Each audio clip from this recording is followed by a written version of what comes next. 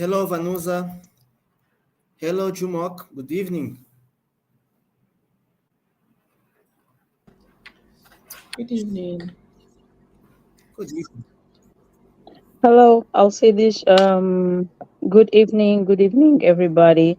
I was just texting you because I'm on my way home only actually now, and I'm in the company's car. And I have other colleagues with me here, so I won't be able to switch on my camera, but I'm here. Okay. Okay. We live in Kakwaku now because we went to inaugurate one of our social projects. Okay. Yeah. Thank Okay. you. We're waiting. But I'm We're here. waiting. Okay. Okay, great. We're waiting.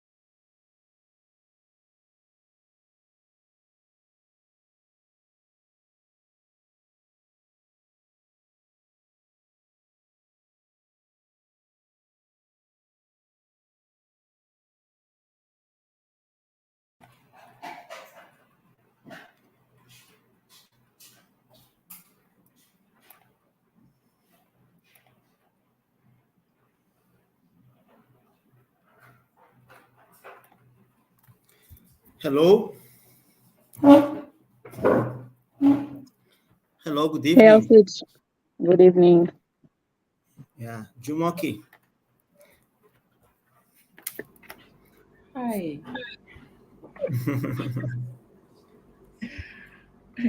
I must apologize. For some reason, I don't know. Well, I'm not 100% Jumoke that you know. You know what I'm going through currently, but you have been insistent to have me on this, so I just had to give in and let's have it.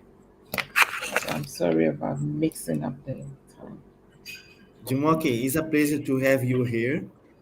And we don't need you 100%. We know that with 50% will be enough for us, more than enough, because I know how you are and the spirit and the powerful that you have inside of you.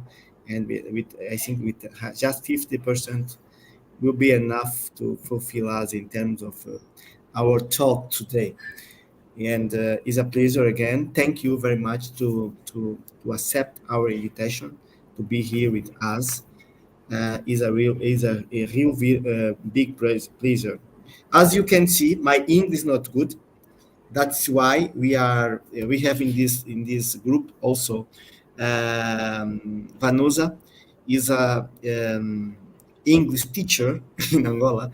Is a person that will support me sometime when I have misunderstanding or some lack of talking or something. The idea is just talk. And I can see another side that Felipe Borges is my friend from Brazil, another side of the ocean, that he say good afternoon and send us a good vibes for us. Felipe, abraço para ti e tudo bom.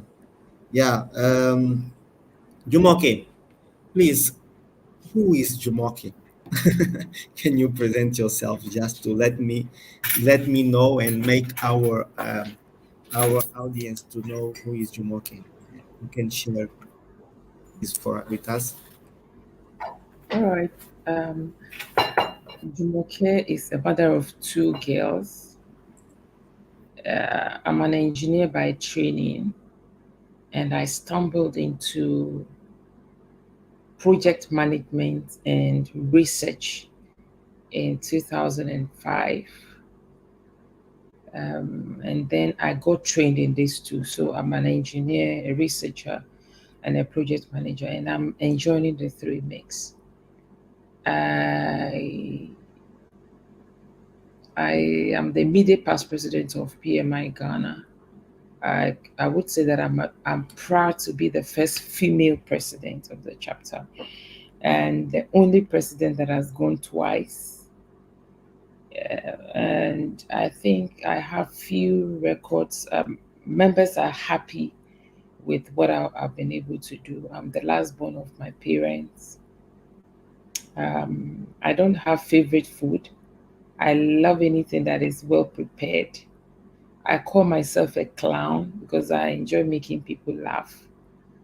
I'm a very self driven person. I'm motivated, and one of my motivations is results. Once I achieve results, I'm satisfied. I don't need anyone to commend. So I'm highly driven. And as I grow, I'm discovering my traits that I'm a problem solver. And I think 2 days ago, I updated my profile on LinkedIn as a solutionist. You put me where there's problem. I would acknowledge there is problem, but I have in me that what can be done and then find solution. So I'm a solutionist, and I love Africa. I think one of the things that is helping me in this difficult situation is that I can let Africa down uh, because I believe I have a quota to contribute to the impact we want to see in Africa. We can't leave it for some people to do. We have to drive the kind of impact you want to see. So that's who Jumoke is.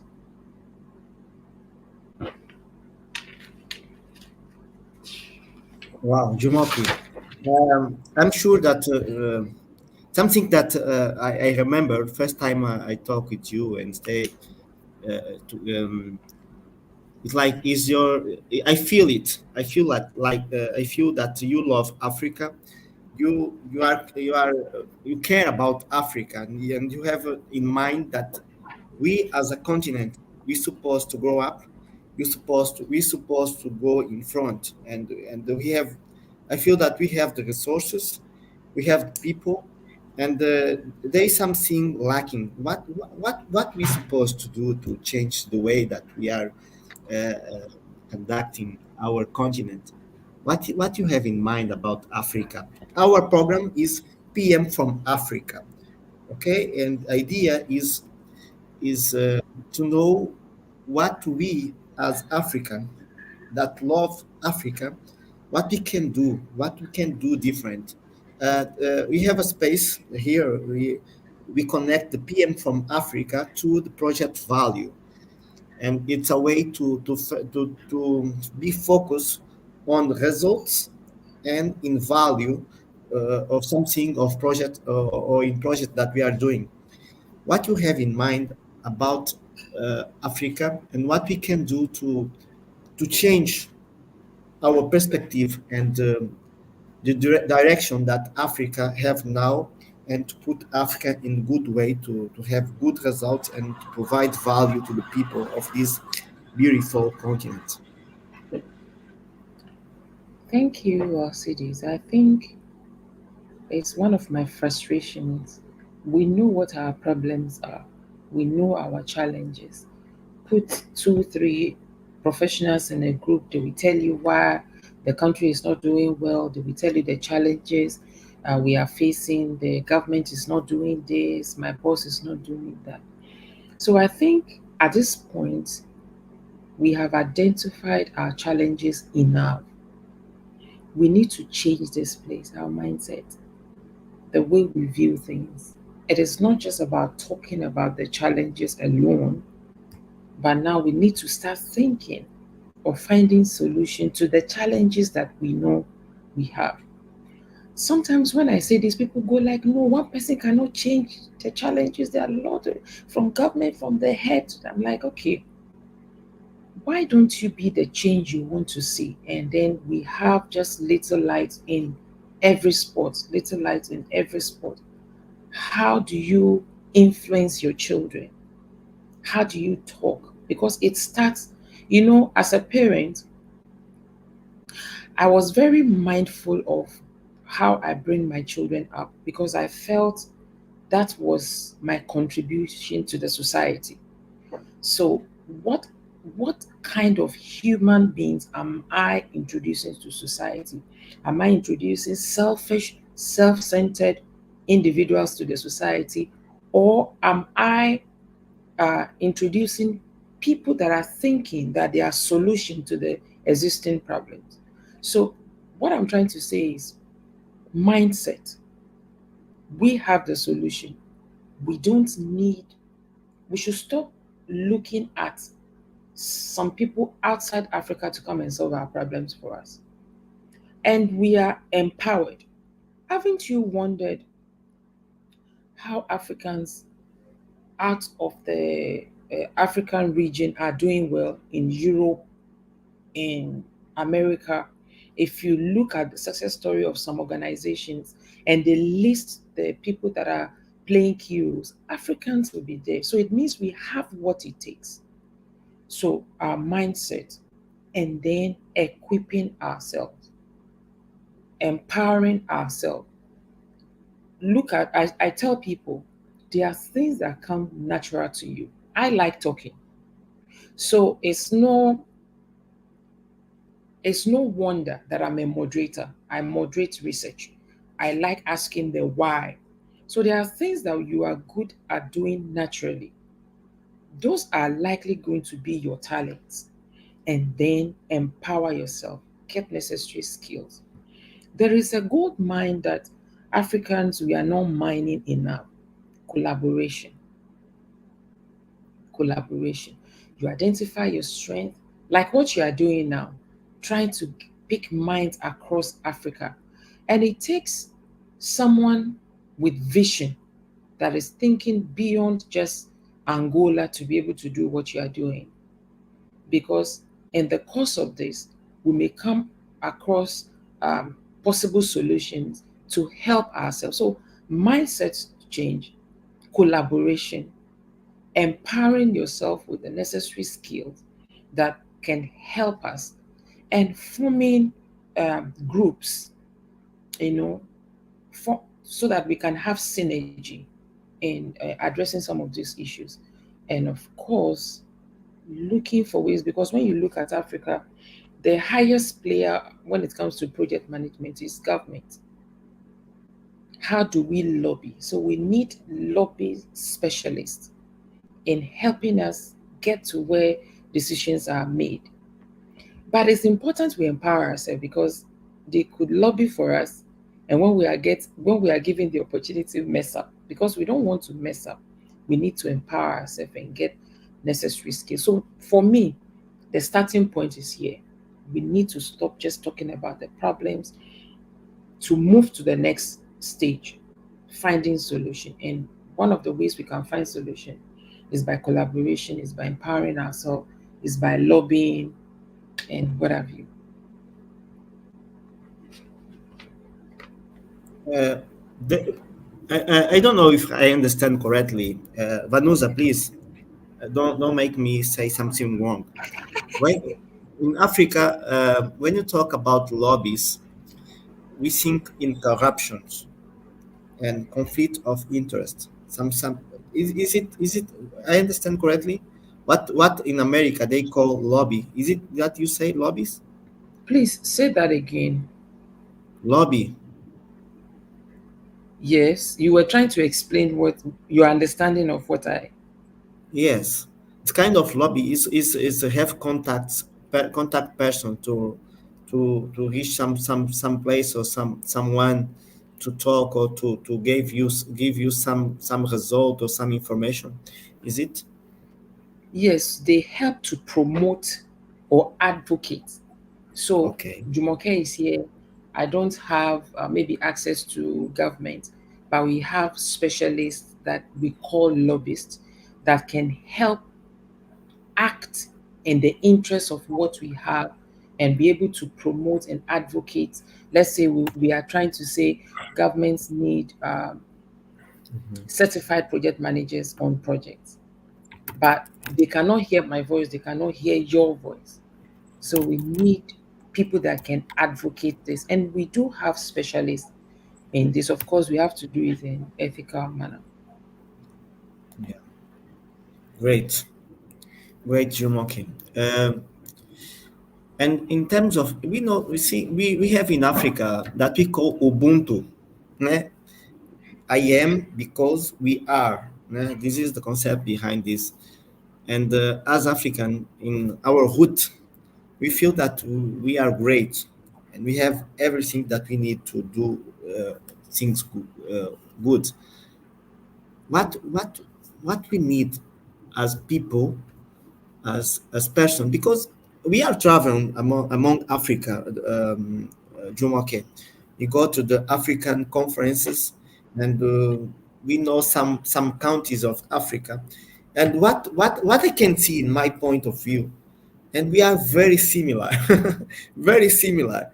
What the problem that we have in Angola, I feel that are the same in Ghana, Nigeria, Kenya, Tanzania, and it's quite the same. And sometimes I travel to another country, and I feel, oh, they have the same problem here. Just change the geography, but the problem seems to be very similar. What we are doing wrong? Where is our fault? And what we can do? It's talk about lobbies, talk about mindset. This is very important. But what we are not doing correctly, and what we suppose. We are as project managers.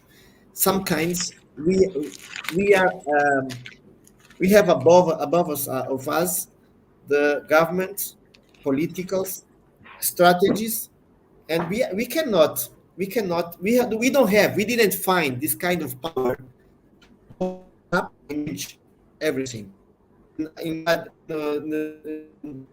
where we are we're feeling that okay we are here we know what we're supposed to do we have create good political good strategies and good projects and provide good values good results we know this but sometimes we feel that okay I cannot do that because I feel that there is a strange above us that don't permit don't allow or we are not doing the correct connection to solve the problems what we supposed to do. I know that Ghana have a good connection between the project manager and government. There is an influence, direct influence, but it's not the same in all countries of Africa. It's kind of distance between project managers and government. How can we do this connection, and how can we influence the decision makers? Mm, First of all, maybe with age, I have stopped looking at what we are doing wrong. Um, but I look at, like, every situation, there are always opportunities there. And I used my tenure as president of PMI Ghana to understand leadership, governance, and the impact they have on the people you are leading. If you have a leader that wants to achieve results, because you see, as we have positive lobbyists, we have negative lobbyists as well. So one would override the other. So the challenges we are having in Africa is because mostly negative lobbyists are overriding the positive lobbyists. Now, I made an example, or I stated how even leadership or mindset has influenced me as a parent in bringing up my children, because I feel that maybe my generation, because I'm 51 now, may not be the one to solve the problem of Africa. But if we start sowing into the younger generation the right mindset, it is people like us that become leaders. It is among us that we become president, among us become prime minister or governor or ministers or MD, general manager. It is from us as the population. And your values, when you are not a leader, is likely going to reflect when you become a leader. And then it would also influence with the kind of selection of people around you. So, as a president, I got people lobbying for things that were against my values and the ethics of the profession. And I also got people lobbying for things that were for the profession and were ethical. It was easier for me to take decision to go the ethical way because I already have those values.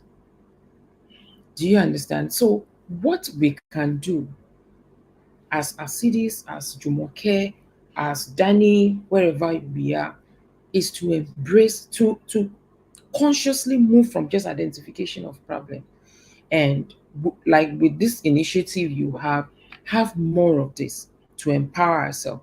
If you are expecting a change, like boom, from the top, it may not happen now. That's just the truth. Unless we have individual, because no matter the good intentions you have, if you don't have good policies, if you don't have governance structure to promote, to adopt it, you will continue to talk about it and it will not see the light of the day of fruition. So now I think we need more of what you are doing. We need more of us individual. I sit there and I look at project managers, and sometimes I get embarrassed because we have all the knowledge, but we are not putting them to use. So let's first handle ourselves before we start pointing fingers at others. Of course, the greater percentage or proportion or impact comes from the leadership, from government. But as I'm saying, we have more of us that are not doing the right things, that are corrupted, that are not ethical, and then we become the top people. So let's start reinventing, not reinventing the wheel particularly, but changing our mindset, coming up with the values, embracing it, trying to preach it, adopting it. It's not just, when we talk about problems, we talk about our challenges, expecting someone to solve the problem for us. Let's move away from that, identifying our problems, like what PMI Angola has been doing. You identify community that needs help, maybe schools that need facelift, painting, that needs running water, that needs some supplies, and you not only identify and talk about it, you take step to deliver such items, and peradventure by that action it would encourage another group of people, individuals, to do likewise. So when we look at the problem, I'm reading this book that we were given in South Africa, I think in 2022 or so, Africa is Ready for Business. And you realize that we just need to do what we can, but be mindful of the next generation and empower them with the values we are trying to look out for. And amongst them, they become president. Because this is a public thing, we can't talk about certain things that we can see happening in Nigeria, happening in Ghana, that goes against what you and I would want to be done. In fact, I'm scared when I look at the terrain political leaders, how they are, the direction they are going uh, with the economy. It becomes so scary. So, but we can only do what we can do, okay, by not talking so much about the challenges, but trying to take steps in solving them, but most importantly, empowering the generation behind us, because among them they become presidents so that they are not polluted. That is what I can say for now, because the adults, people of our ages, we tell you can't solve the problem alone. The mean is skewed from the top. What can you do? You don't have the power. You don't have the day. So it's a bit frustrating, but there is hope for the future.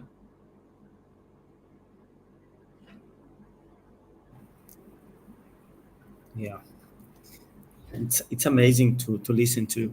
Vanusa, you have some any question to Jumoke? No, good evening once again.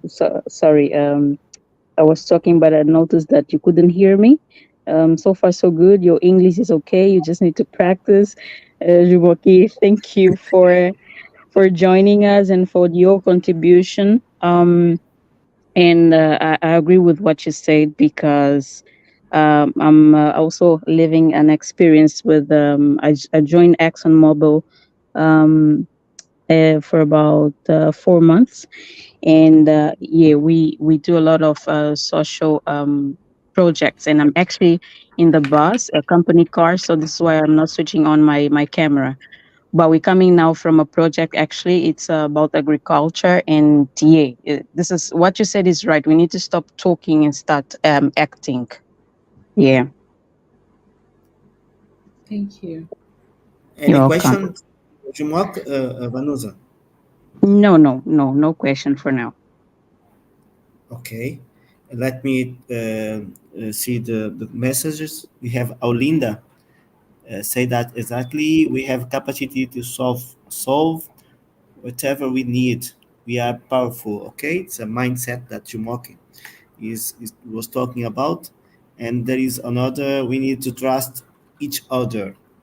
I think there is the big problem. Jumoke, what about the trust? We think that is a problem that we have, the way that we trust each other. and the way that we prepare people and say, go ahead, we can go, we can, I am in your back, okay, do what you're supposed to do, okay? And what do you think about this?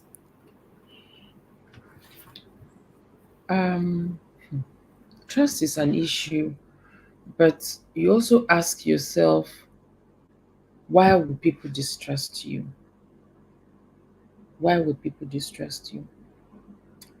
I tell you, see, you as a project manager, you start project managing from your home. As it is, I know you have boys, so they are your projects. How do they trust you? Do they trust you? Why do they trust you?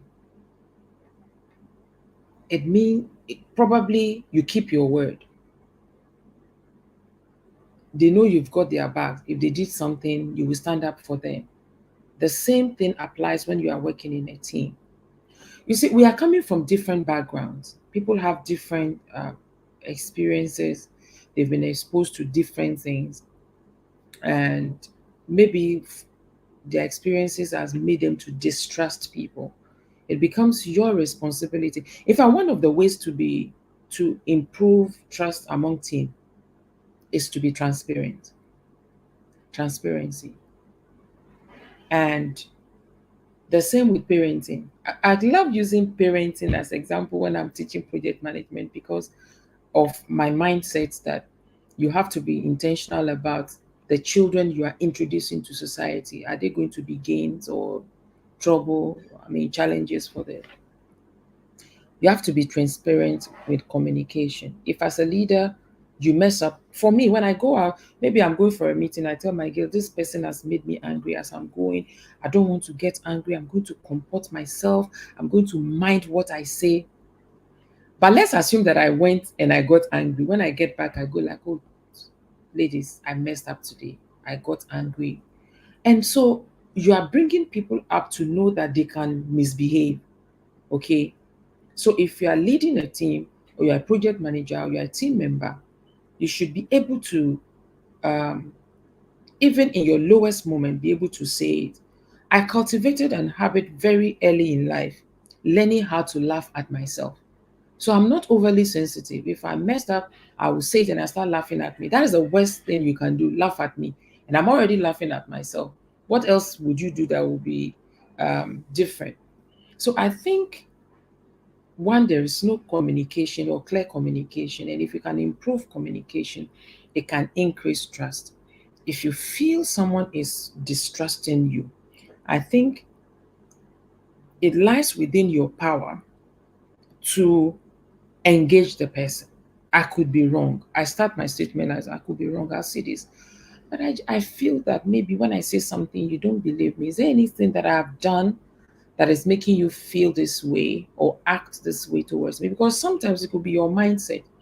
But generally, when you are in a team and you are meeting, it's just like the five levels of team formation: the forming, storming, norming, performing, and adjourning.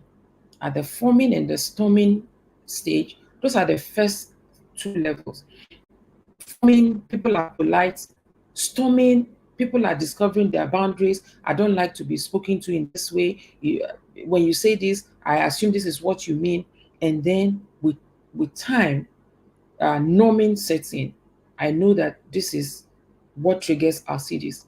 I know that this is what Alcides consider as his personal space, and then performing. So it becomes her responsibility that the first state level of the team formation, forming, storming, norming, is shortened so that when you start um, performing, you have enough time and then you adjourn. So communication, being vulnerable. I've also realized that being vulnerable is a strength. Being vulnerable, it comes from a place of someone that is self-assured. You know your worth. So if, let's say, I know my worth, but I realize that this project, I'm not so good in this aspect. I should be vulnerable enough to tell us I see this is not my area of strength. Can you help me? That is being vulnerable, but it comes from a place of self. You are confident. It takes nothing away from you to ask for help. You see, so our ability to be vulnerable can increase trust among team. I saw a question, something about uh, the future of projects in Africa. I think that can be deduced from what we have already said. We have all that it takes. You see, when I go to meeting and I hear people talk about we don't have money, as it is, as the immediate past president of PMI Angola chapter, did anybody give Angola chapter money to do what you did? Yes. They Some gave you way. money. In what Yes. way? Okay, I know that is not what you suppose. You are waiting. We're Yeah. waiting to my answer, but there are people that help us to promote our event and do our initiatives, and we Okay. ask for money, and they give us You money. ask for money. Okay, so what it means is when you ask for money and people part with their money, they have trust and faith in what you told them you want to do. So you convince them to part with their money. You will not just sit there and fold your arms and someone will come. I see this, I have money, I don't know what to do with it. Can you think of something? It's because you saw the vision and they bought into it. You get it? It's the same way we can sell our ideas. I'm looking forward to where we can have collaboration across Africa and target organizations that have presence in more than one or two countries and be able to replicate some of the ideas because that is the hope of future of projects. We need to go, and I've been singing this for a very long time, even on chapter level. I go like, it is not enough us celebrating 3 chapters having 1,000 membership. I I I feel so uncomfortable when they are saying, "Oh, this chapter is doing well. They have 1,000 plus members," because about 50% of the chapters have the potential to get above 1,000. What are we doing to help? How are we transferring our experience? Because for a 5-year-old chapter, they don't need to go through what a chapter that is 12 years went through or 20 years went through. No, we need to have lessons learned, pass it on to them, then they can adapt or adopt some of them to their peculiar situation. So it goes on and on. We can build trust by being vulnerable, by communicating well, by involving team members in decision making, having regular reports or updates so that everybody knows uh, uh, the situation of things. And then the leader being vulnerable enough to identify if there's some level of distrust. Finding, you see, when you're a leader, you have to stop being defensive because it is results you are looking for. So you can humble yourself to ask some of these questions. Because at the end of the day, I was telling someone as a leader, if you are not careful, you will deny your team members the moment of, oh, this was what you meant. If because you are supposed to see beyond what they can see. So it becomes your responsibility to carry them along and sell that vision to them. When you are selling the vision to them at point A, they may likely argue with you. I don't understand what you are saying. But if they trust you, they will follow you, even though they don't understand what you are doing. Then when they get the result, they go like, wow, I'll see this. Now I understand. This was what you meant because there is result.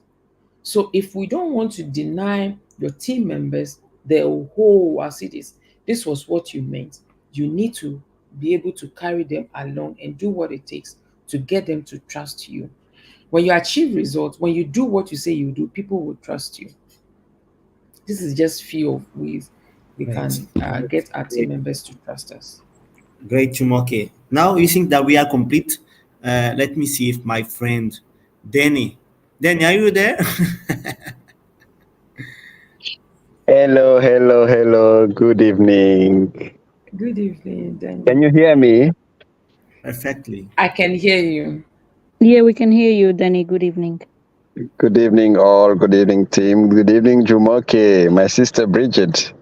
Good to see you, and always inspired by your speech and your inspirational speech. I really liked it. Thank you, and sorry for my delay.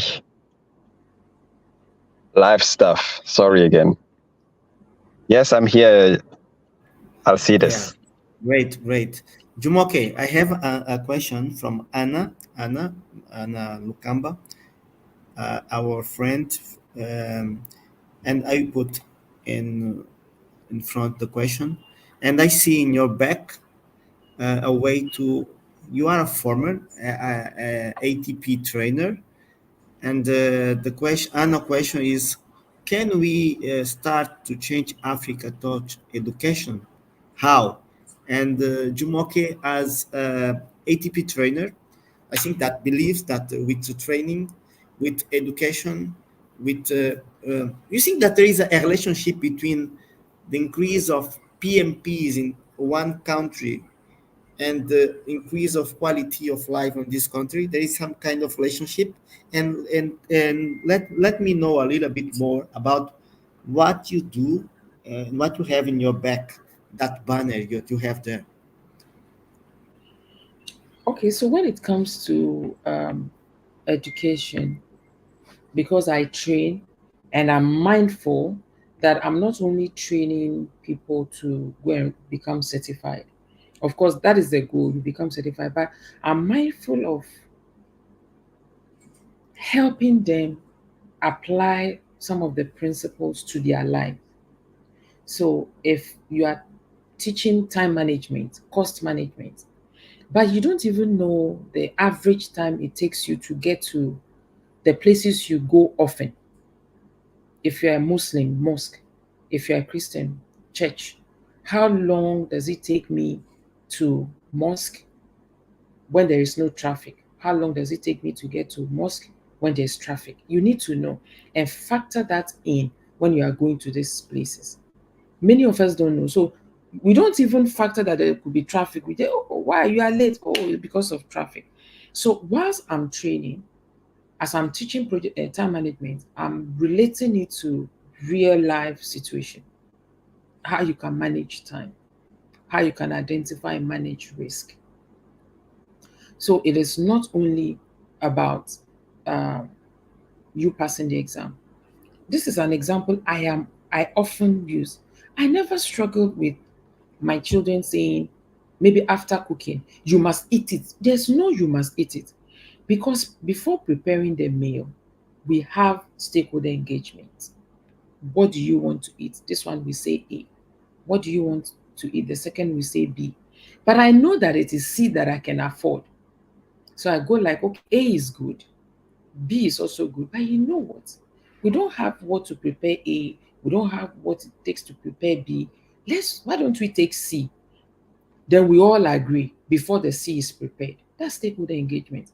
I never had situation where we will get to a shop and my children will now be crying, Mommy, it is this bag I want, and maybe it's above my budget. Because before we leave home, I tell you, I only have $20 for the school bag. When you get to the store, they will go around maybe $50, $100 bag. They themselves will walk towards the $20 because there has been stakeholder engagement from home before we go to the shop.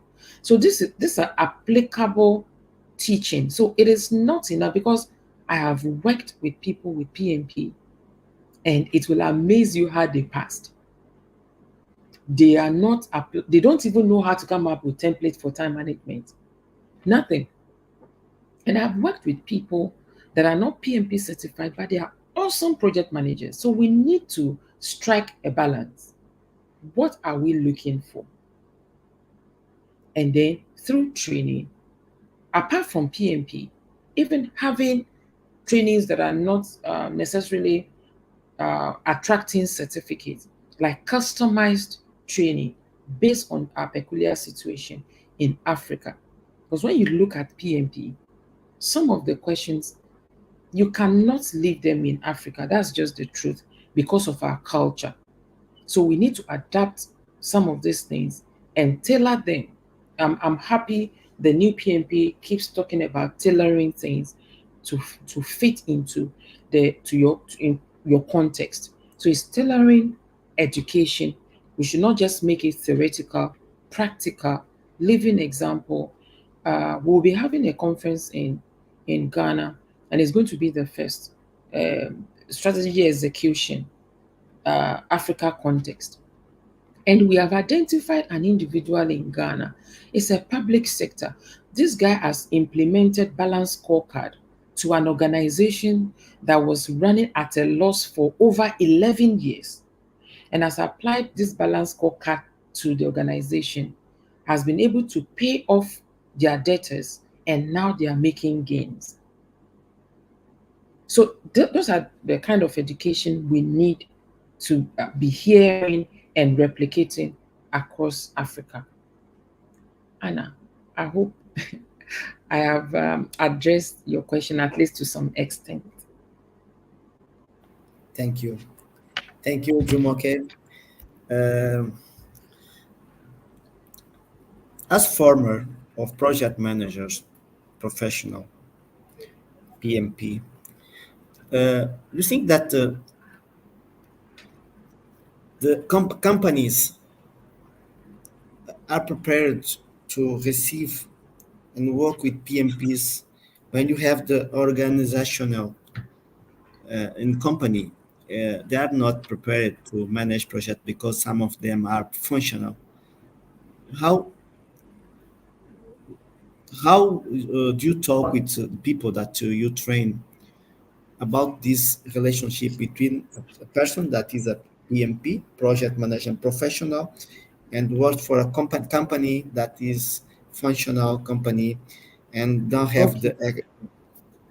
the correct way to engage, receive, and promote the good project management practicals? Okay, let me paraphrase your question and be sure that I understood the question. Your question is, how does someone with PMP certification function in an organization that has a functional setting? Okay.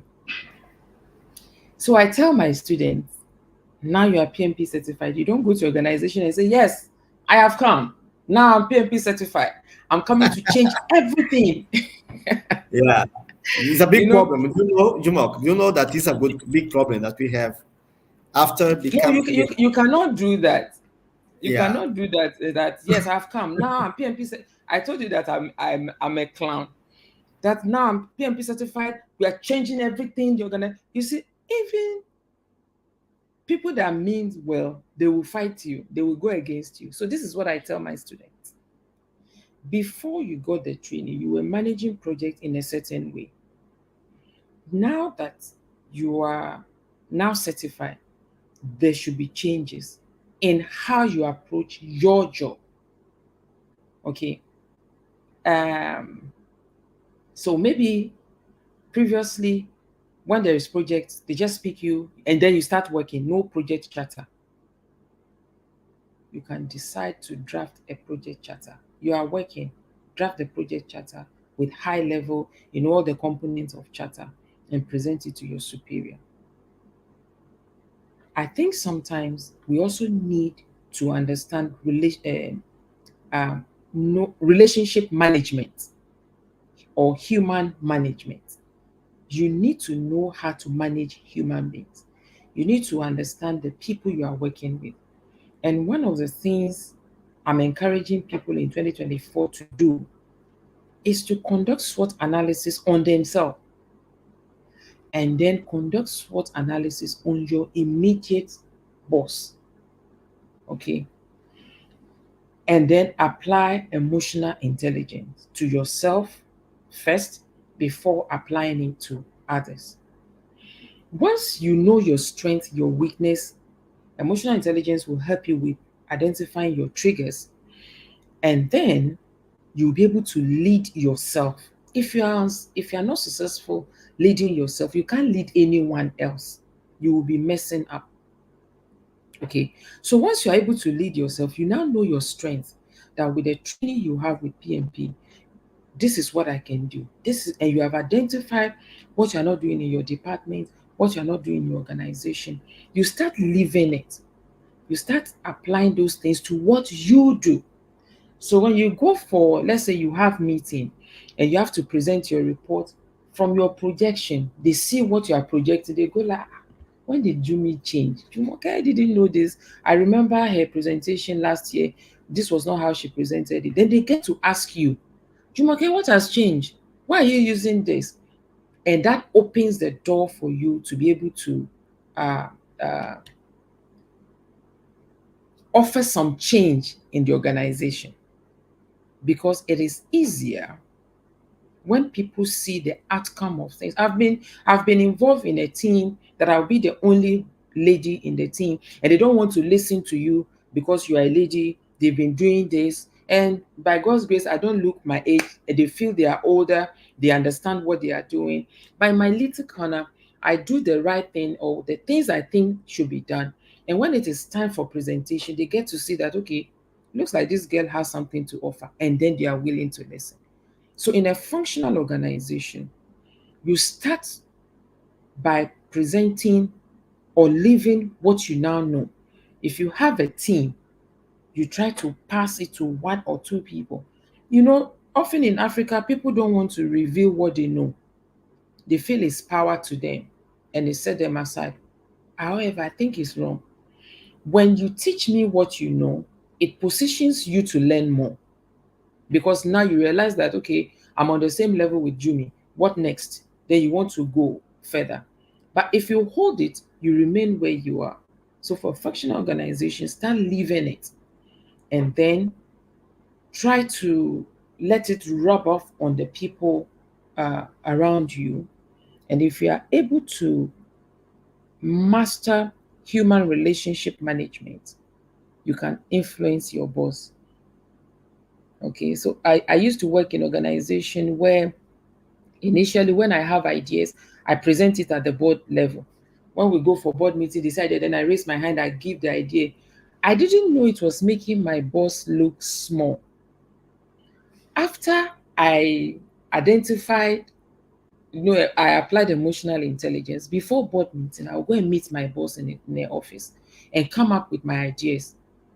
And then once she adopts it, when we get to the board meeting, she goes like, she calls me Bridget. Bridget, I say, oh, madam, when we discuss this, your idea, I push it back to her. She takes the credit. And then life becomes easier. She adopted some of the ideas. So these are some of the practical ways that I think you can influence things in functional organization. Great. Great, Jumoke. We have many questions here in our chat. Philippe Borges. I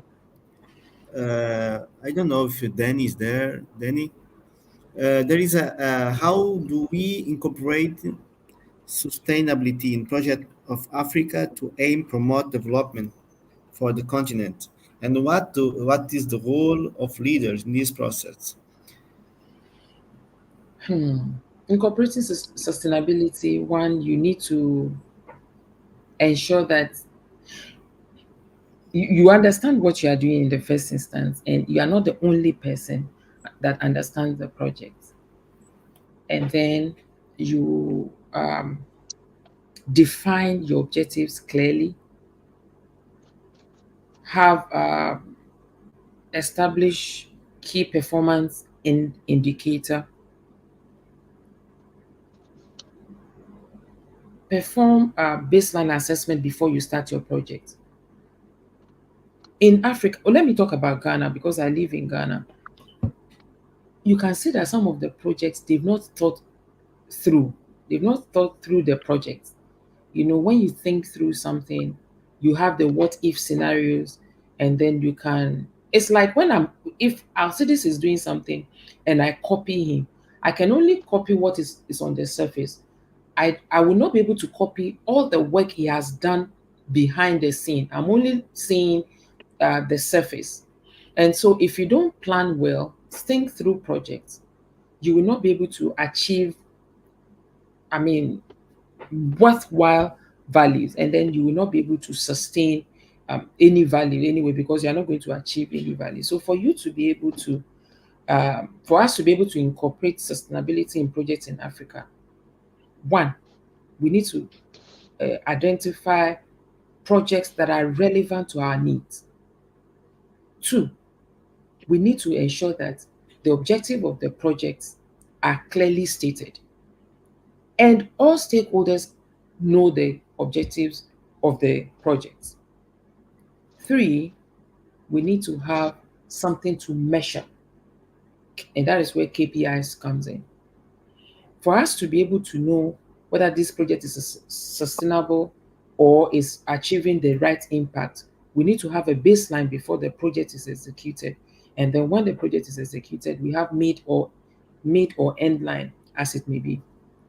Engaging stakeholders. I went for a training, and right in the training, the people are saying, anyway, the general manager is about to be promoted or, I mean, transferred. And once it's transferred, this thing we will not use it again. It means those people that are stakeholders were not engaged in deciding on that particular training. So I could tell is they are not going to sustain it. And it's a good training, speed, where you know how to do um, apply solution immediately, fast, and getting it right at the first time. So I think these are some of the ways we can incorporate sustainability, and then having um, the sponsor buy-in, to be able to continue funding the projects. So that's how we can incorporate sustainability. And I see a comment, I don't know whether it's a comment or a question. I argue that we have enough knowledge in Africa and it is just a matter of better intra-partnership in Africa. I agree. We have all we could ever need to change the tides of Africa. Seriously, I get frustrated when people think something has to come outside Africa. We are brilliant, smart, tough people. We have it, but for some reason, I don't know what is wrong with us here. I don't know what is. I think we need more meetings or presentations on you are good, you can do it. I don't. We need more so that we get to recognize who we are, the capabilities we have, you know. So I agree with you. Whoever typed that, I'm in full agreement. It was Aulinda. And We Jumoke, we I need can, we need volunteering yeah, because I feel that to to help Africa really and Africans really live with all the blessings that God has put in Africa, we need people who doesn't care about themselves and who are just focused on bringing value, bringing goodness, bringing delivery in what they are doing and for the others. Because I think the problem is that our leaders just think about themselves. They just think about, I mean, you can be leading a company, leading a country, and start worrying about the house you will buy, with maybe the money of the company or the country. That's where everything gets spoiled actually. So we need volunteering and volunteers. And unfortunately, the experience we are seeing with the PMI chapters, we are still very far from getting that. So let's work on developing volunteerism into our kids and our young people. Thank you. Thank you, Daniel.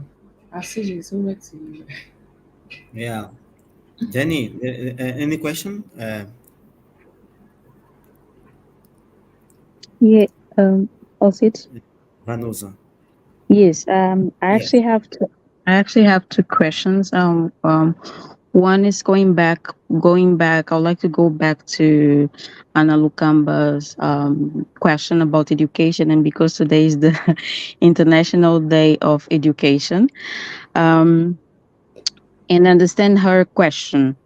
But I would like to focus on mostly on children, kids, and youth. And Jumoke, about considering your experience with Ghana, what are you very connected, or the education for kids and youth? Are you very connected to technologies? What methods are you now using to teach kids and that they understand better?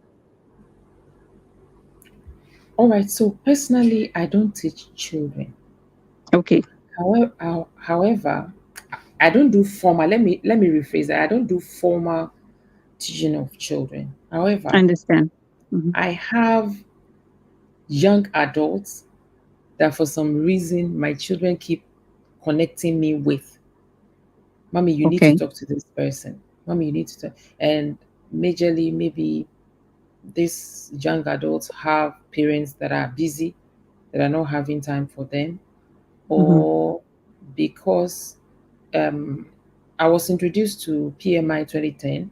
So I became a okay, member of PMI 2010, and I became a member of Ghana chapter 2011, the year the Ghana chapter started. And so 2011 means my older daughter was 11. So they grew up hearing plan, risk, stakeholder. So okay, naturally they caught up on some of these things. So you hear them okay, complain, no, but this person is not having plan B. This person is not engaging stakeholders. And so when they identify maybe they are in a team and it's lacking, they convince the team to invite me to have a talk with them. So I go as a facilitator, as a parent, a professional parent, trying to educate them on what they need. Sometimes I introduce them to becoming a member of the chapter, student member, or I just keep molding them, changing their perspective, because sometimes, often, is the perspective on or their outlook of things. So I try to influence that. So I don't do formal training. Um, there is a group in Ghana, we call them Central Leadership Program. It's for my okay, church. My church is quite big. And so they target young adults, maybe someone in the first university year and fresh graduate. And then they hmm, take them, they come them, and then they provide some form of leadership. And so the coordinator, because my daughter, if you know my daughter, you will know me because she would keep talking about her money. So I was okay, contacted that your daughter keeps saying that you are a project manager. How can you help the children, because they do have social impact project, and hmm, the first was successful, but the second wasn't successful. So I got in, convinced my chapter to partner with Central Leadership Program so that we can provide support. We don't do the project for them. When they group the students in when they put them in groups, then they put each volunteer from the chapter in the group with them. So when they are okay, planning, we are listening, and then we are guiding them on how to go about it. Just why don't you do it this way? What do you think about this? Just to guide them to come up with a good plan, execution, and all that. And that has also now increased the success rate of their project. So these are some of the things that I'm involved in. So I don't, okay, okay. Yeah, I just but wanted to have I adopt the PMIEF training material, like building the tower. I enjoy okay, that because I picked it from the PMIEF for the training. So that is what I do. okay. I just wanted to have an overall overview of how teaching what the teaching methods are in Ghana for like public schools or private schools. Yeah, because I have a training school. And I'm a career manager, and I also teach English for kids as well. We also Okay. do that. Yeah, but I just wanted to have an overview in general, yeah. And thank you for answering. And I already got an idea from you. Thank you. Okay, And so you my other are student question, English teacher. yeah, I'm actually here to help. Oh, since his English is good. He just needs to practice, and I understand that he doesn't have much opportunity to speak English, He's doing as much. awesomely well. He's doing Yeah, yeah, yeah, awesomely yeah, well. I don't yeah, speak any exactly. other language than English, so I am impressed that you speak Portuguese and you are speaking English. You are doing awesomely, fantastically well. The same with Yeah, Danny speaks English and speaks French. Oh God, I admire yeah, and envy the two of you. exactly. So my other question, also, is I don't know if I can still make those questions about PMI. Go ahead. So you were talking about when you are certified. When you tell your student that when they receive this certification, they go back to the company they work for example, and they said, "Okay, I'm certified now. I want to. We can change the things. We are going to change things." Um, so we know that when we receive a certain training course, we are certified with whatever training course. What I think that we are excited to help change things, and in my opinion, yeah, you have to first uh, practice. One thing is having the training, and the other thing is putting the training to practice. So, have you had any report, any testimony from any of your students that actually did that, like after um, receiving the training course and being certified and went to the company and just wanted to change things like that? Do you have this experience? Not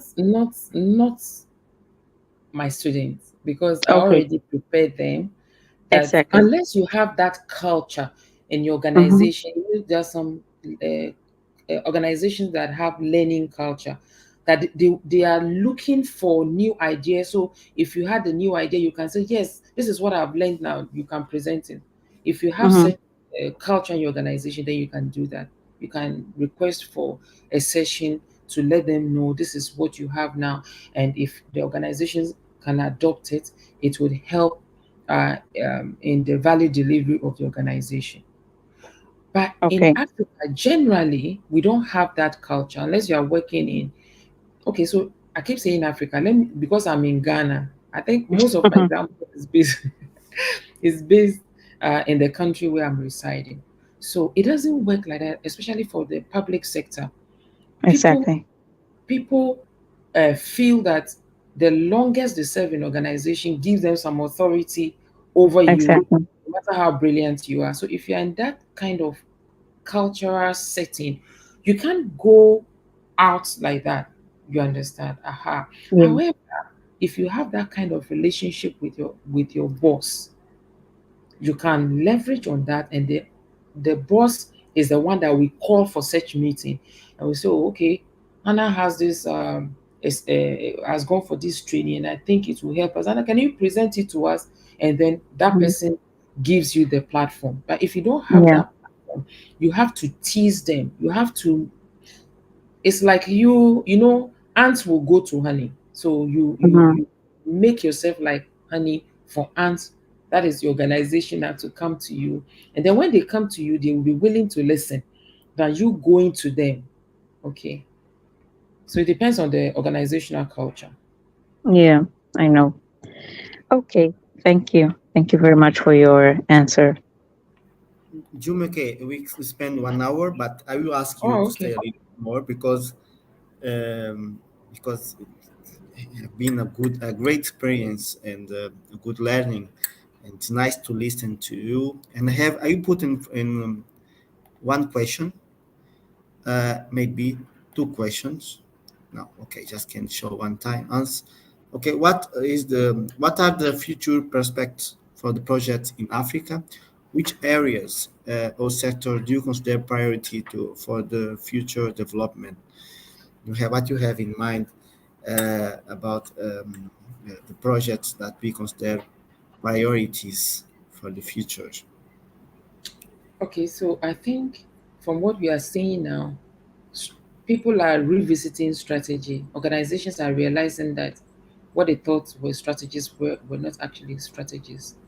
Now, organizations that were implementing strategies are also having challenges when it comes to execution.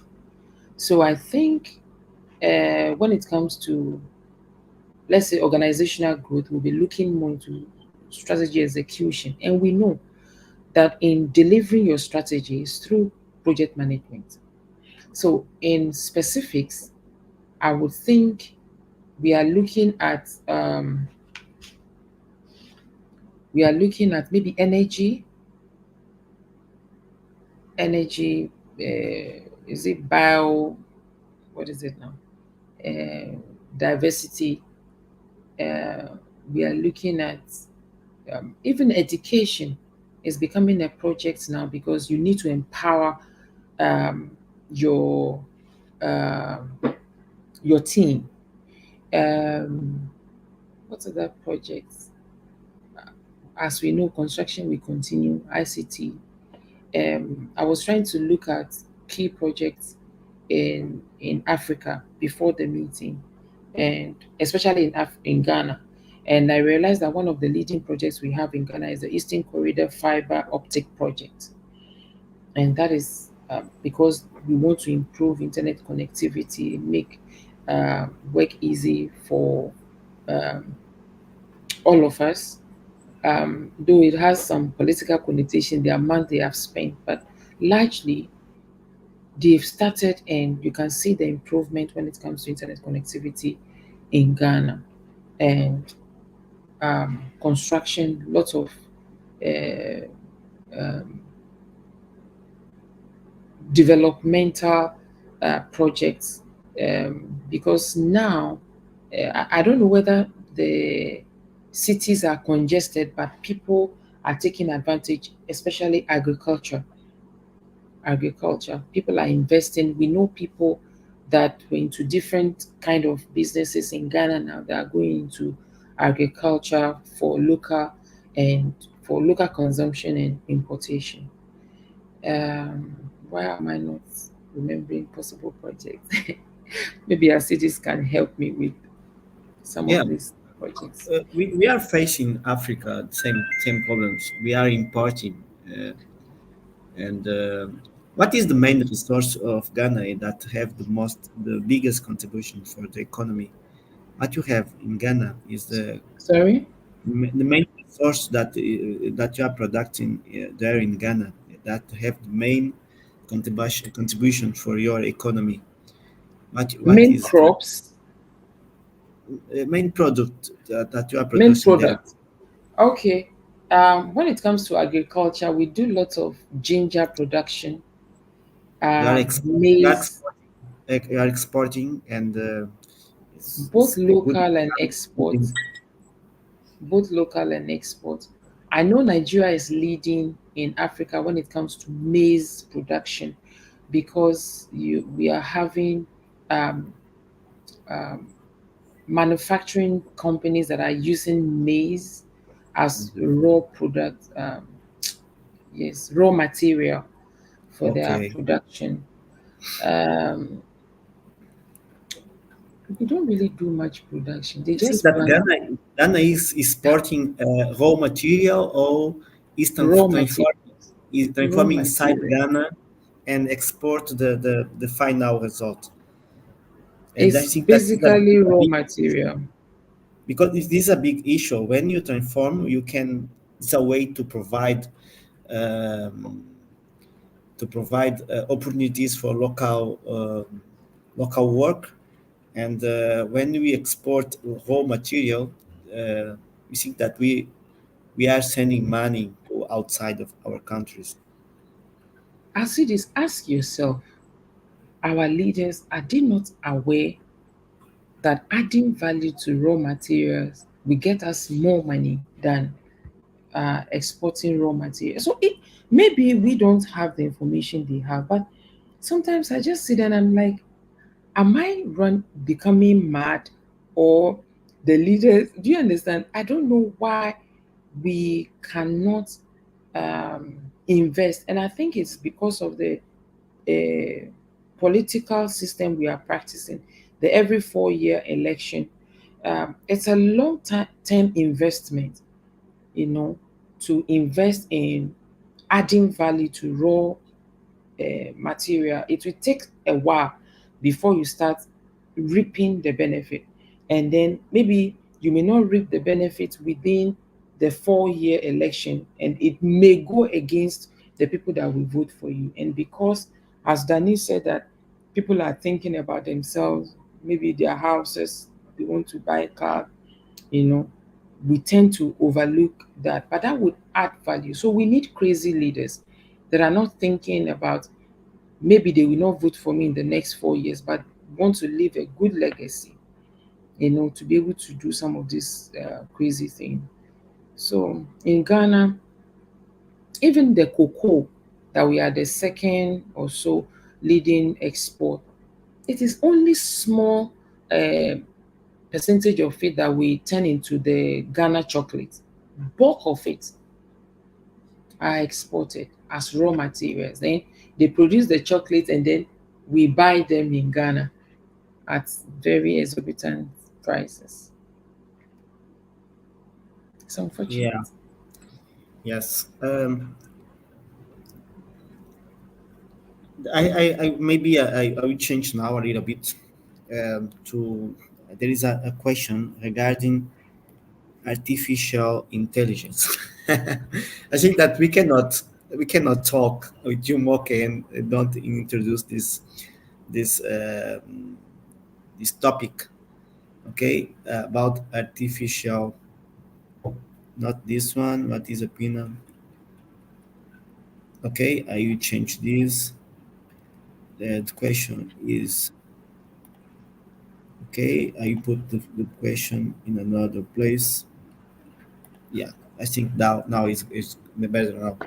What is your opinion about the entry of artificial intelligence in our lives?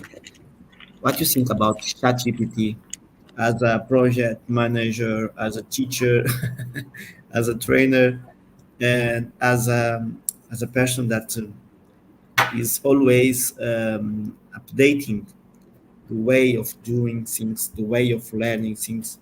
What is what do you think? What will be the future of project manager with the entry of artificial intelligence? We think that project manager are in risk in near future. There is something that we as project manager we stop doing something and maybe we will more focus in another thing. What changes the artificial intelligence will bring to us? I think first and foremost, we need education on artificial intelligence because many are misconstruing what it implies. In the little way that I've been adopting artificial intelligence in what I do, it's making my work faster, easier. Uh, is it gives me a different perspective. It's like I keep learning more on what I knew by implementing or adopting ChatGPT, for instance. But the fear, sometimes when we don't know enough, we jump into conclusion. And I tell people, often we jump into wrong conclusion. I think we play it safe, so we go to the extreme negative. So I don't think AI would take us out of market as project managers or program managers or change managers because you will still need some form of implementation. However, you will need to improve on yourself as a project manager. You will need to know how to um, adopt it or take advantage of it to make you a better project manager. But you can never chase project managers out of market. When I go to organizations to make presentation and especially public sector to do training and they are complaining, they are like this, they are like that. I tell them, if you work in my organization, I would have fired you because people that work in public sector, they have very high level of self-entitlement. They close 5 p.m., they start 8 a.m., they don't want to do any extra time, yet they are expecting increment. How do I give you salary increment when you have not worked for us to increase our revenue or our profit margin? So, as individuals, we need to understand uh, AI and give the right information to to ourselves.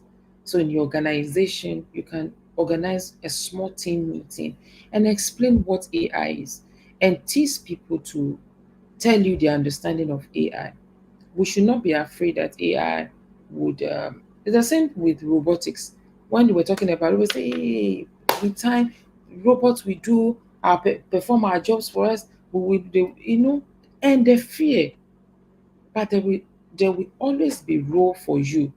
So I tell them in the organization, improve your capability and what you contribute to the organization in such a way that if there is need to lay people off, they will not lay you off because they know the value you bring to the organization. So no, it is useful. It is helping me in what I do. And with now that I'm thinking of going back to school, I stopped going to school after I got my second master's, and I said, okay, my first daughter will get a PhD, and that will be okay. But now that she's gone, I'll go back to school and get that PhD.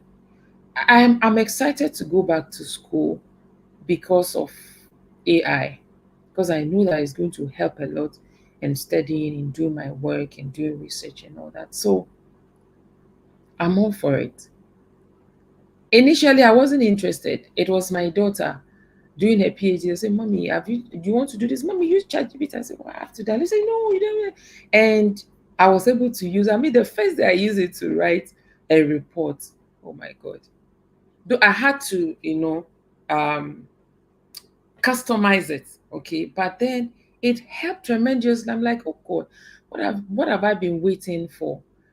So I'm all for it. I'm happy, and I'm sure better things would come with time. So we should not be afraid. As project managers, no one is taking our place. We are fine. Great. Now I feel more comfortable about artificial intelligence. I don't know, Danny. Danny, are you there? Yes, I'm here, just Yeah. listening to this amazing leader. Thank you, Jumoke. Any question, Danny, No, no, no question for me. Thank you. for you? Hey, Danny. Okay. This time. Danny, like you are tired. You don't have. Okay, so make contribution if you don't want to ask question. Yeah. Danny, yes, you can make contribution if you don't have questions. No, I just think that we will definitely need intelligence, artificial intelligence, and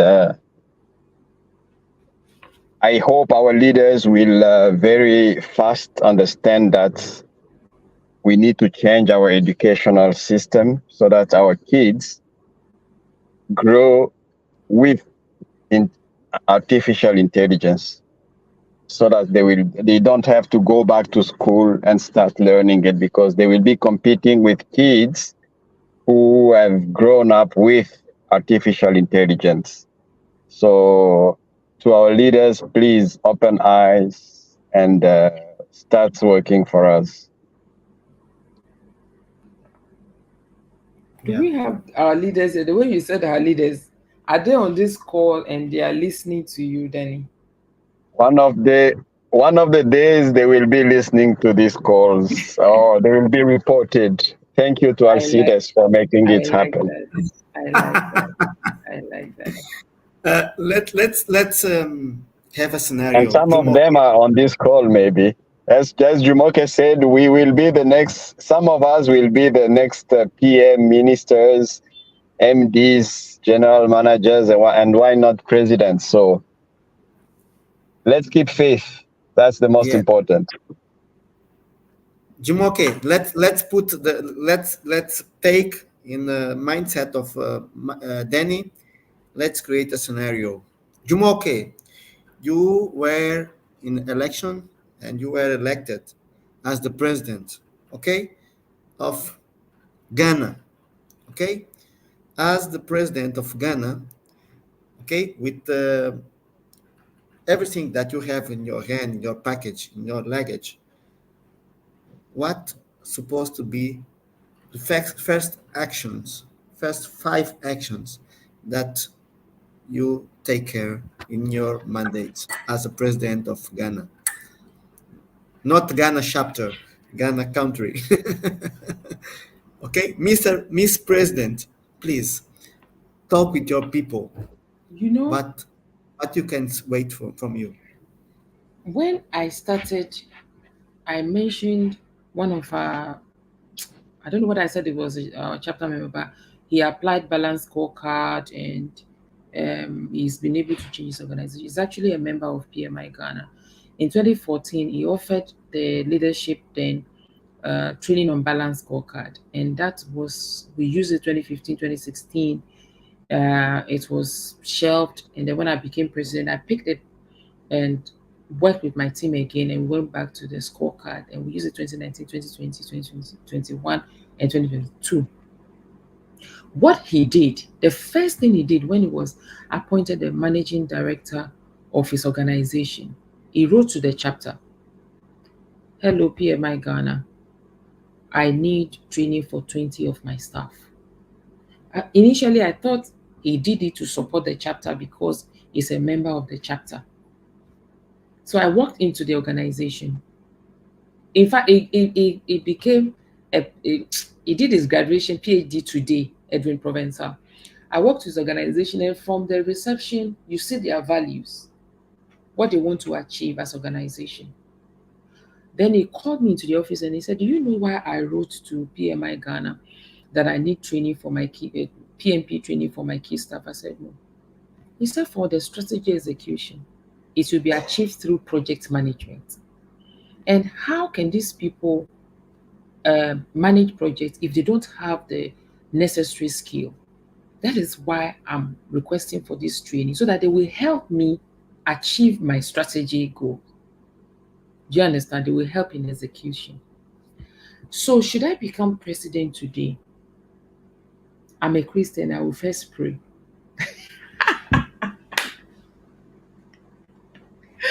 I'll pray. And then try to look for smarter people than myself. Just few people that are not afraid of my face, that can criticize me. I mean, give me criticism. I don't need sycophants. And then do some small research. Of course, if election, I would have done research like I did for PMI Ghana. I did research and find out the areas that are key to us in Ghana. Identify areas that are key to form collaboration with other African countries and then prioritize them because we can't do all. And then start with what we have identified as the areas that are lacking. For instance, education. If I become president, we will change the curriculum in our schools. I don't understand why we are learning snow in Ghana. What are we using snow for? So I will change some of the curriculum. My team and I will change some of the curriculum. I will include leadership training right from grade maybe 6 and teach children to know how to lead themselves. When you lead yourself, you'll be able to comport yourself, manage your anger issue, be sensitive to other people's needs. The world doesn't revolve around you. So leadership training will be included in. So that is education. And then adding value to raw material. That is manufacturing in Africa. And of course, like I said, the research would help me to know the areas to focus on and for collaboration within Africa. The other day, we heard the president of Kenya saying that Kenya is visa free for Africans. But on 9th or so, one of my sons was traveling with Kenya Airways, and in Kenya, he was made to pay $50 transiting for visa. So I don't know who is lying, the airport officials or the president. So the collaboration with African countries. Can you imagine with the population of Nigeria collaborating with Ghana? Can you just imagine? And you have leaders that want to develop the country, want to leave good legacy. I was asking someone, so these people, these leaders, what about their children? Don't their children tell them, Daddy, what you are doing is wrong? That And the person told me that the children grew up to know these values, the values their parents are presenting to them. So that is why the leadership training would happen in secondary school, manufacturing. I don't know. I can't say I will reduce the ministers because I've not evaluated what goes on there, but there will be key performance indicators and people will be sacked for non-performance. Those are some Great. of the things that comes to mind now. Miss President, Miss President, you have my vote, okay? You have my vote. When you talk about Africa now, in eyes of the world, uh, everybody's talking about Rwanda, okay? Rwanda. Rwanda country. Uh, you already know Rwanda, Jumoke. You went there. No, I've not been there, but so I'm looking forward to the conference this year. The conference this year. But what is your idea about Rwanda? Because every in every place of the world they say that's growing up country, changing, it's providing service, providing improvements. You know anything about this country and the leadership that they have? I think the leadership is what is performing the wonders that is making people want to go to Rwanda. Um, I'm a Christian, so naturally I will use Christian things as example. There is an analogy that says that the leader, like the priest, is anointed on the head and the oil is poured. And so when the oil is poured, naturally it cascades down the face to the neck, to the chest, to the tummy, to the thighs, to the legs. So if the head is correct, the body will be correct. So I think it has to do with leadership and holding people accountable. That is the perception I have. I don't know if I'm, even my pastor will say something. He says, people are likely going to do what they know will be checked. Human beings. If they know you are going to check it, they will do it. If they know you don't have time to check it, they may not do it. So I think the leadership is doing is doing a good thing. Someone is asking, what kind of leaders does Africa need? When I'm teaching, I ask my students, what is your type of leadership? This person will say, I'm a Democrat, I'm a consultative leader. I listen to all of them and I tell them that congratulations. However, as a leader, you need to have the traits of all the leadership traits because there will be a point that you have to be autocratic. There will be a point that you have to be consultative. There will be a point that you have to be consensus. I mean, take consensus decision. So you cannot, and there are point that you have to be pragmatic. You cannot say this is my leadership style. Of course, one may be predominant. And I have also realized that often those people that go for consensus, they don't want trouble. If it goes wrong, we all agree to take the decision. I didn't take the decision alone. But as a leader, sometimes you need to be able to stick out your neck and take decisions. So Edson, We need all form of. If you were trying to push me to say we need a what is it called, dictatorship, I'm not falling for it. Because it can be abused. But as leaders, as a parent, I'm assuming most of us here are parents. There are times that you are firm on your children. There are times that you are relaxed with them. And so that is who a leader is. You need to have all those traits and deploy them as a, when necessary. I have posted my LinkedIn in the chat box. I'll be happy to have some of you follow me. Maybe this will force me to learn Portuguese on LinkedIn. Yeah. Yes, great. I think that we will follow you. I am already your follower since long time. And Jumoke, we are close to the end. And when you come to Angola, Jumoke, Hmm. I was planning to come. I think you were inviting me to come to Angola. Then COVID came, and yeah, then yeah. and you come to I, w- virtual I would love conference. to come to Angola because one is a beautiful country, and two, I will get to. You have been to Ghana, so I also should be in Angola. Um, I'll plan it and let you know when I will be in Angola by God's grace. But it's in my bucket list.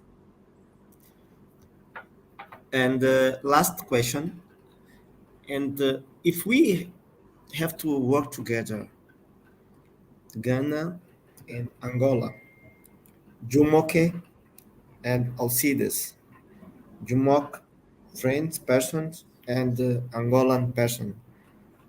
Um, in any sector, any activity that make us to become bigger, become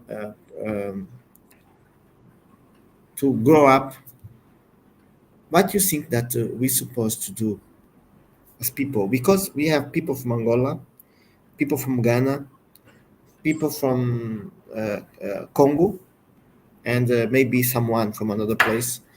What do you think? What we supposed to do in terms of collaborative? We have in here in this part of Africa, Austral, that we call SADC. SADC Hmm. is the is a group of in this part of Africa, and maybe you have maybe no, you have another part of Africa when you belong in this group. Yeah? What do you think? What we can do to increase the partnership, collaborative a bit among the countries of Africa? Because sometimes for us in Angola, we normally make business with Portugal, with Brazil, okay, with China, United States, and some in some way we don't make some big business with our neighbors. What is your opinion about this? Why we are not together, and what we supposed to do to work and explore the condition and the opportunities that we have with our neighbors and the countries that are side by side with us. Okay, so what comes to mind is maybe it's easier for you to work with Brazil because of language. That is what I think it is. Um, you know that if you couldn't speak English, we will not be having this session. You invited me because you speak my language, and language is very very important. So I think that explains why maybe Angola tend to do business with people that speak their language. Uh, but let's say, in spite of the differences or difference in languages, if we are determined, when is it one of the things we are failing to understand as Africans is that we are not learning from the Chinese. The Chinese, they knew that they want to go outside China. And so they incorporated learning English early enough. So if we really want to do some, and they are taking advantage of that, because when they come, at least they can speak some form of English. And one thing in Nigeria, if you went to market, the market woman would be able to engage. If the market woman may not speak fluent English, but will be able to speak some broken English and communicate with you. So if we want to do that, the Angolans are doing well. They speak English. It means you are learning it. We also need to learn that. But in the interim, we need to understand our cultures. As much as we are saying we are the same, we still have differences in culture. We need to understand that we have different cultures.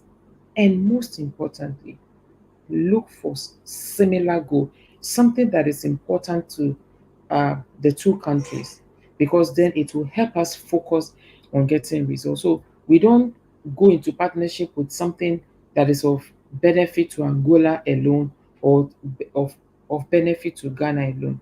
We need to have a common goal and have a clear objectives and be committed.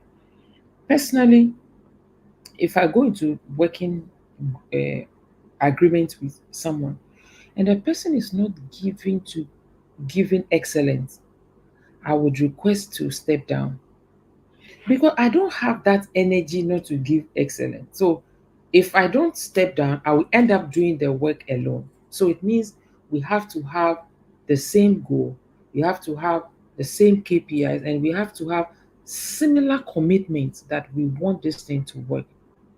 And I think that is what you are doing. I'll see this with this program. You are trying to identify, as we are doing this, you are identifying the similarities, you are identifying the potential. What is next is for us to take advantage of whatever we are getting from this engagement, this initiative, and turn it into something productive for Africa. What I tell chapters, stop going to meeting and telling the board of PMI that we need money. And in the same breath, say, we are volunteers. We can't really commit as much time as if it's our 8 to 5 job. Let us start leading. Thank you for the Sankofa. Let's try leading from behind. Leading from behind means us identifying what we can do within our limited resources. This is what I'll say. This I would like you to drive with this your initiative. What can we do, even for project management institute and for project management generally? What can you use this platform to achieve from across the different African countries that you have representative coming to this awesome initiative, and try to change the tide of Africa with our own ends? And once you do that, just as we did with PMI Africa conference in 2015, thankfully I was part of the people who started the PMI Africa conference. It's because it's a good thing. That is why PMI is getting involved. If when we started we couldn't, I mean, we failed, I don't think PMI would have gotten involved. So it is possible Angola, Ghana, Nigeria, DRC starting something and then us working together. And I believe we can do that. Yeah. Thank you, Miss Jumoke. And we are passing the time. As project Yeah, managers, you need I'll to say this. I align. must say thank you to you. I Yeah. was reluctant because my concentration, sometimes I'll be myself and then the next minute I'm down. And so I was reluctant accepting to be on this program today. But I thank you for your persistence. Uh, I've enjoyed myself.